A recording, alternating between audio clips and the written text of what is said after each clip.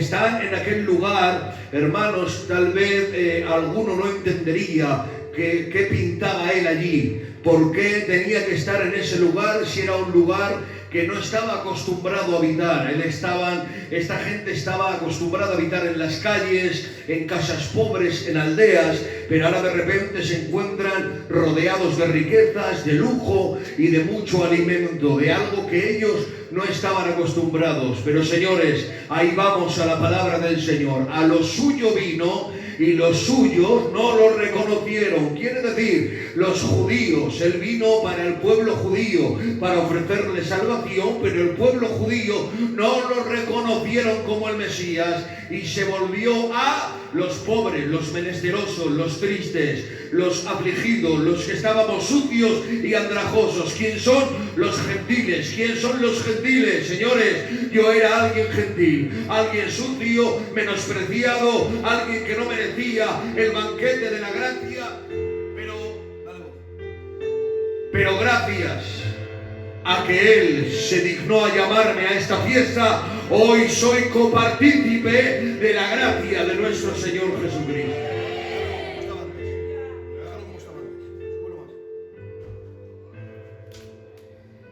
Esta gracia es inmerecida.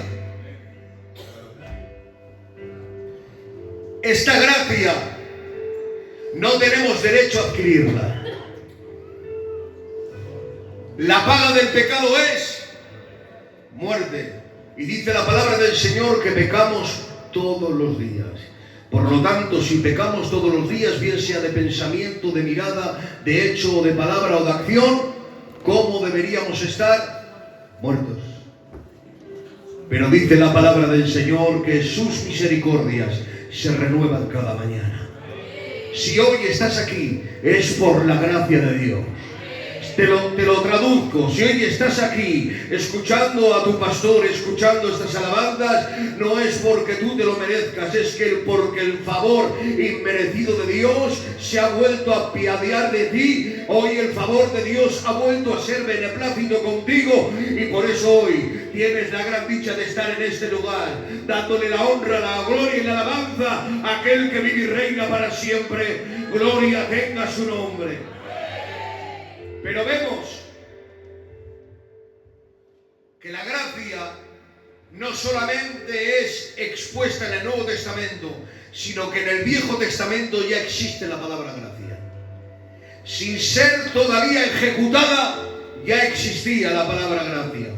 ¿Dónde? Acompañarme para que veáis la grandeza de Dios. Génesis capítulo 6, verso 8 dice: Noé halló gracia a los ojos de Yahvé. Aleluya. Noé halló gracia a los ojos de Noé.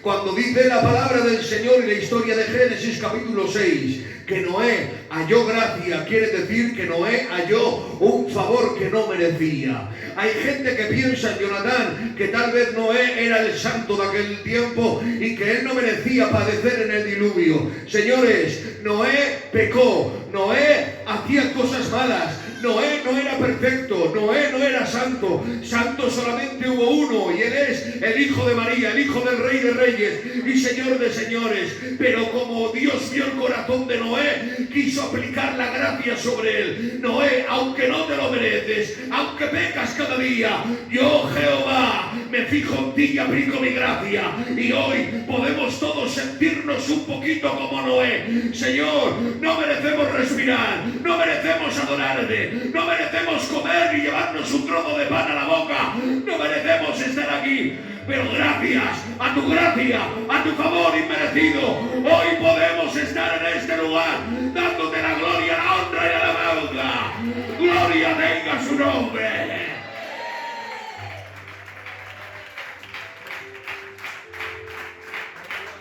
Favor inmerecido.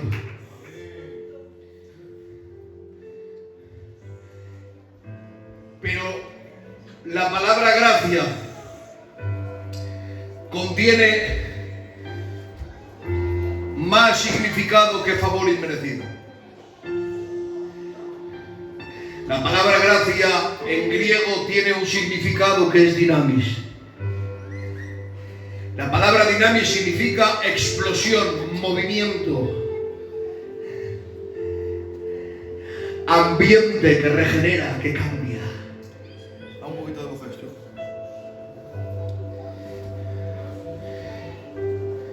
La gracia de Dios no es pasiva. No es que recibas el favor inmerecido de Dios y ya está. No, sino que esa gracia es dinámica, se mueve, actúa, tiene vida.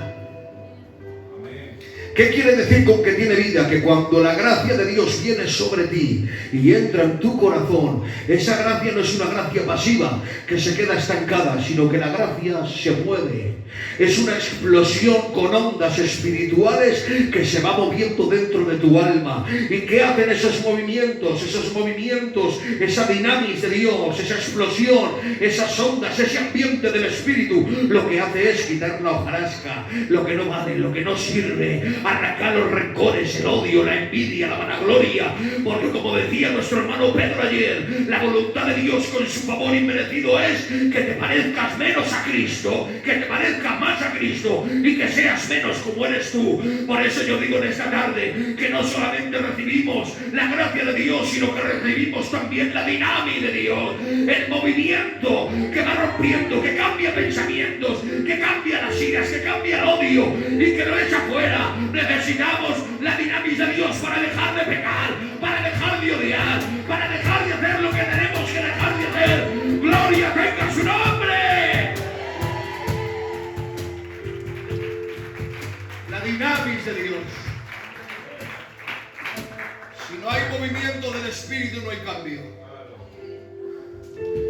Si no hay movimiento, no hay cambio.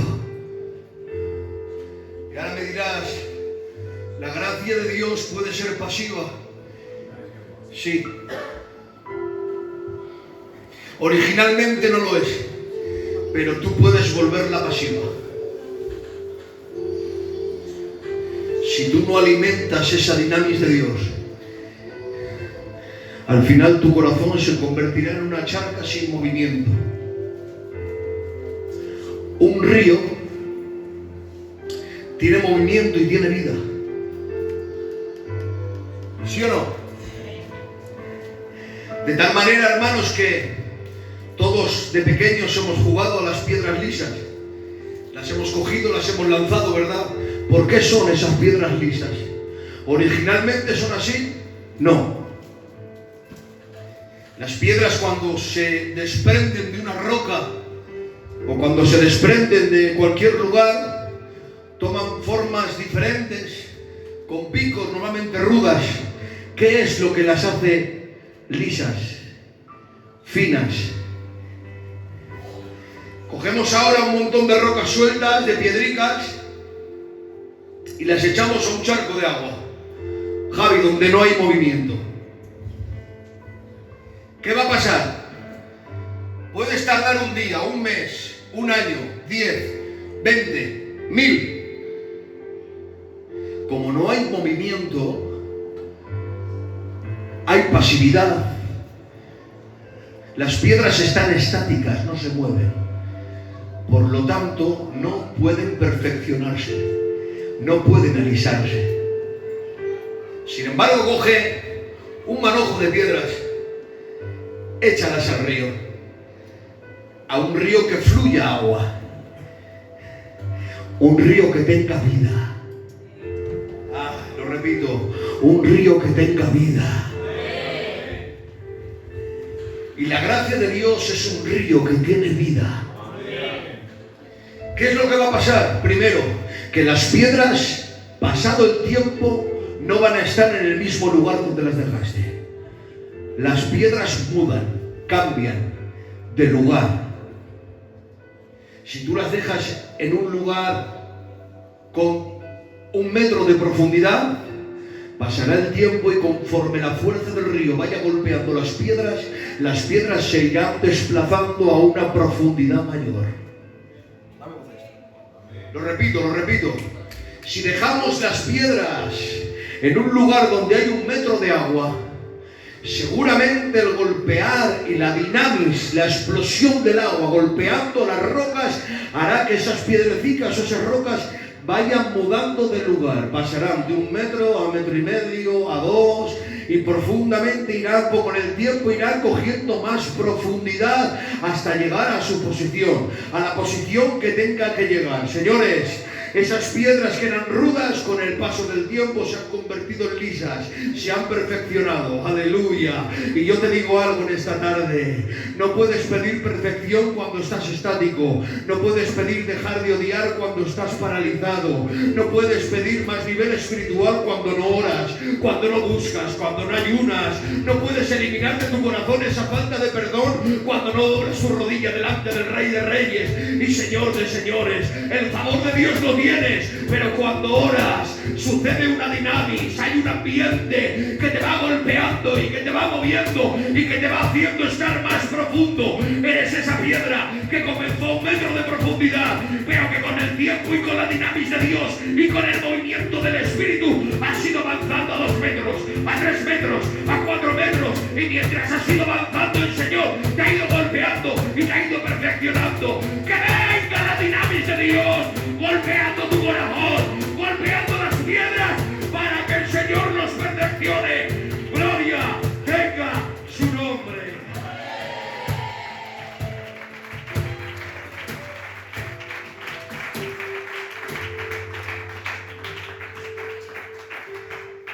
Necesitamos la dinámica de Dios, el favor inmerecido de Dios, pero no estático, sino con movimiento del Espíritu. Es el Espíritu el que transforma, es el Espíritu el que te cambia. Hay gente que utiliza la gracia de Dios, el favor inmerecido de Dios, para tener licencia gratuita para pecar. Perdónenme, hermanos, nos hemos vuelto muy osados, sabiendo que Dios nos perdona. A veces pecamos voluntariamente, sabiendo que el favor de Dios es inmerecido. Señor, como sé que no lo merezco y te he fallado, sé que me vas a perdonar. Y a veces abusamos de esa gracia. Pero la gracia no es licencia para pecar. La gracia no significa que podemos pecar deliberadamente sin consecuencias. Al contrario, la gracia de Dios nos impulsa y nos debe de impulsar a vivir en santidad, en obediencia, reconociendo y entendiendo el gran sacrificio y amor de Dios por nosotros. ¿Sabéis lo que ha costado esta gracia? ¿Sabéis lo que ha costado esta gracia? ¿Sabéis lo que ha costado esta gracia? ¿Os pensáis que la gracia, como para nosotros es gratuita, no ha costado nada? A ti no, a mí tampoco, Eva. No nos ha costado nada, pero a Él sí.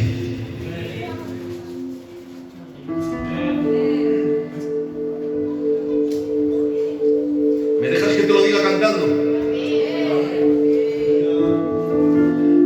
Acompáñame.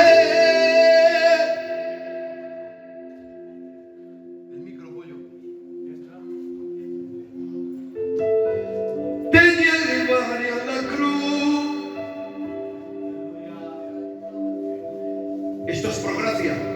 Hay uno que quiere morar contigo, quiere abrazarte y restaurarte el corazón herido. Acompáñame. No le sorprenden tus pecados, nos espera el crucificado. Escucha bien, aquel que murió por ti.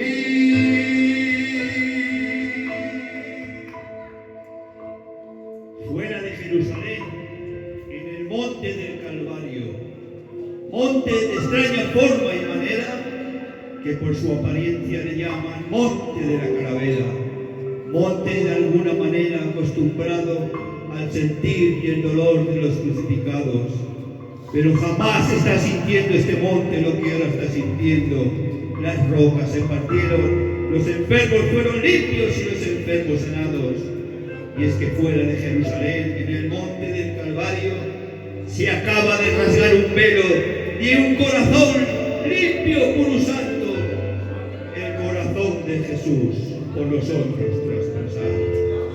Oh, 4 partes sufrieron con las ropas del Señor, pero al llegar a la túnica que todos quisieron coger, tuvieron que echar las suertes por no poderla romper. Le buscaron los ribetes de la peculiar hechura. Se quedaron asombrados porque no tenía costura. Túnica de tela santa, túnica de especial hechura. ¿Quién sería el sastreado que la hizo sin costura? Túnica de sacerdote, apartado para Dios, que su suerte le ha tocado a un hombre malhechor, que le ha ceñido su cuerpo sin compasión ni pudor. Pero al mismo tiempo, este hombre comenzó a sentir amor, que en el prestón de la túnica dejó impregnado el Señor. Y la guardia pretoriana, juntamente con el centurión, se golpeaban el pecho gritando con gran dolor. ¿Qué es lo que hemos hecho? ¿No hemos crucificado a un simple malhechor? Pues Jesús de Nazareno era el Hijo de Dios. Dice la palabra del Señor: ¿quién ha creído nuestro anuncio y sobre quién se ha manifestado el brazo de Jehová? Subirá cual renuevo delante de él, como raíz de tierra seca. No hay parecer en él, ni hermosura le veremos, mas inatractivo le desearemos, despreciado y desechado entre los hombres, varón de dolores, experimentado en el quebranto, y como que en él escondimos nuestro rostro, fue menospreciado y no lo estimamos. Ciertamente él llevó nuestras enfermedades, sufrió nuestros dolores, nosotros le tuvimos por azotado, por herido de Dios y abatido, mas él fue nuestra rebeliones, molido por nuestros pecados, y castigo de nuestra paz sobre él. Él es el Rey de Reyes y Señor de Señores. No desprecies la gracia. La gracia tiene mucho valor. Él murió por nosotros. ¿Cuántos lo aman? Digan amén. Aplauden a Dios por favor.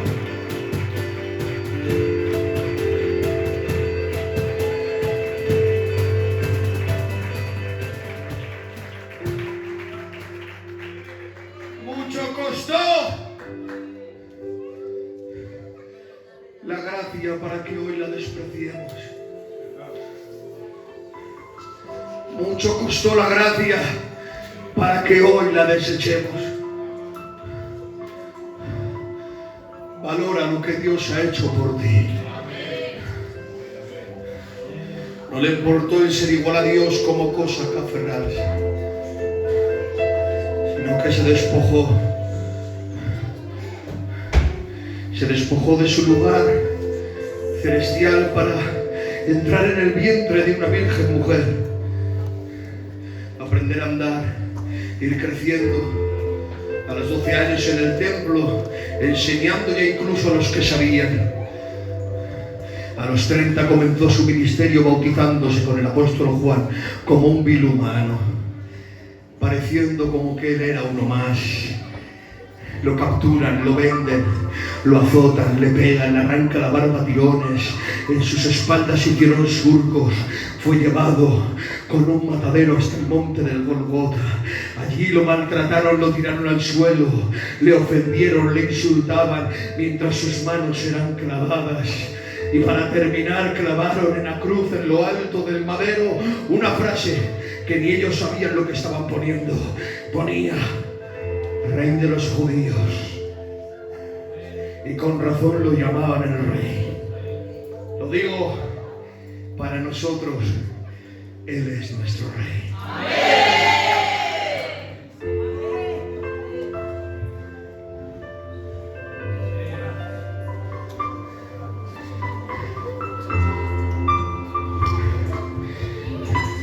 ¿Creéis que Él se volvería a merecer eso? ¿No, verdad? Pues cuando nosotros no valoramos la gracia y pecamos deliberadamente, es como que necesitaríamos volver a clavar a Cristo en la cruz. Como que jugamos. Hoy sí acepto tu gracia, mañana no. Está este pastor, este tiempo sí acepto tu gracia, pero si está este otro pastor, ya no vengo tanto. Parece ser que jugamos con el favor inmerecido de Dios a nuestro antojo, pensando que no ha costado nada, un céntimo. Dice la palabra del Señor en el libro de Hebreos, capítulo 10, verso 26. Porque si pecaremos voluntariamente, después de haber recibido el conocimiento de la verdad, lo repito, porque si pecaremos voluntariamente, después de haber recibido el conocimiento de la verdad, pecar voluntariamente quiere decir despreciar la gracia voluntariamente. Escuchen, ya no queda más sacrificio por los pecados, sino una horrenda expectación de juicio. Dios murió por ti una vez. No habrá una segunda. Porque Él mismo lo dice: a mí nadie me quita la vida, yo la doy por amor a vosotros.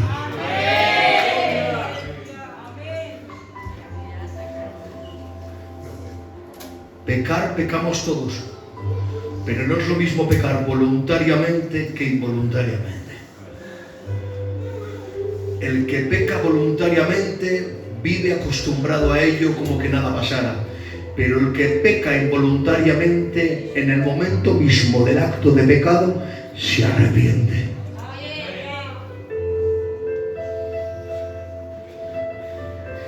Y ese es el que tiene la dinamis de Dios. El que ha recibido el favor inmerecido, pero que su espíritu está fresco. ¿Recuerdan aquel que pecó de adulterio? David. David peca con Betsabé, la toma y en el momento que peca se inclina de rodillas y ¿qué dice? ¡Padre! Devuélveme el gozo de la salvación. Lávame más y más de mi maldad. Límpiame de mi pecado. Dice en el Salmo 51: yo sé que mi pecado está delante de mí. Aunque era rey, hermana Lile, tenía corona, tenía cetro, tenía túnica, mandaba, dirigía, hacía, pero cada mañana cuando abría sus ojos le aparecía alguien que no podía controlar. Le aparecía el pecado que había cometido. Y dice: yo sé que aunque sigo siendo rey, mi pecado está delante de mí y me atormenta de noche y de día.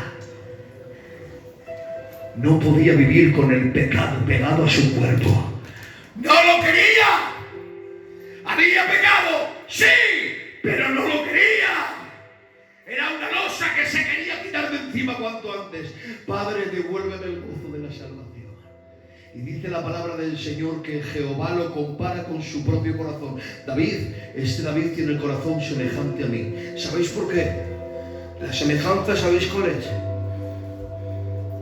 Que Jehová odia el pecado. Y David, cuando lo cometió, también lo odiaba. Esa es la semejanza del que tiene la vida de Dios al que no la tiene. El que peca voluntariamente abraza el pecado y disfruta con él. El que peca involuntariamente se encuentra con el pecado, peca sin darse cuenta y al paso siguiente está pidiendo perdón. ¿Tú cuál eres? ¿De los que peca y abraza el pecado y te acostumbras a convivir con él? ¿O eres de aquellos que pecan y el siguiente paso después de pecar involuntariamente es pedir perdón?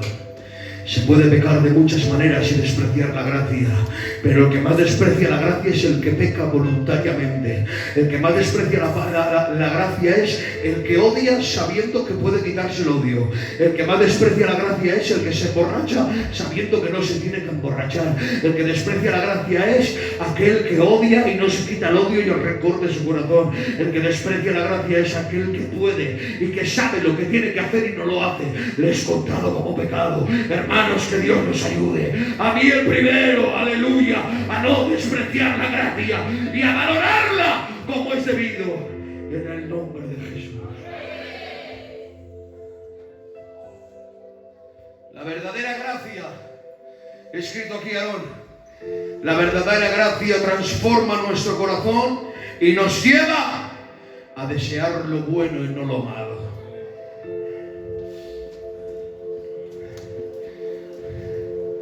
Escuchen bien. Escuchen bien que termino. La gracia es el amor y el favor de Dios inmerecido en nosotros, manifestado principalmente en la salvación a través de Jesucristo, que también nos empodera y nos transforma para vivir de una manera que honre a Dios. Y termino con esto. Quiero que lo repitas conmigo, ¿vale? Repítelo conmigo, para que te se quede memorizado. La gracia es un regalo incalculable que nos invita a una relación profunda con nuestro Creador, recordando que Él quita imperfecciones, recordando que Él nos prepara para cuando venga el rapto, no nos quedemos ninguno aquí, sino seamos arrebatados juntamente con Él. Yo digo en esta tarde, Padre, acá hay gente, la hermosa, que valora tu gracia. Por eso te decimos, ven pronto y no tardes, ven pronto y no tardes. Tu iglesia te espera. Gloria tenga su nombre. Fuerte el aplauso para Dios.